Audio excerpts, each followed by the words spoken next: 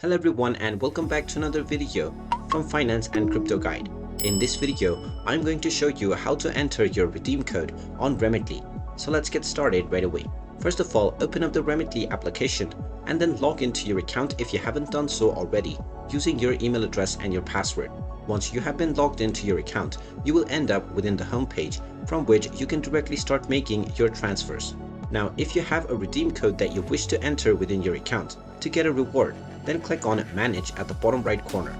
You will now find the Redeem Offer section. Go ahead and tap on it, and you will be asked to enter your offer code. Just type in your offer code within the offer code box, and then click on the Apply Offer option.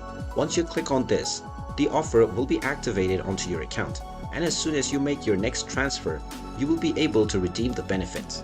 And there you have it. That is how easy it is to apply a redeem code onto your account on Remitly.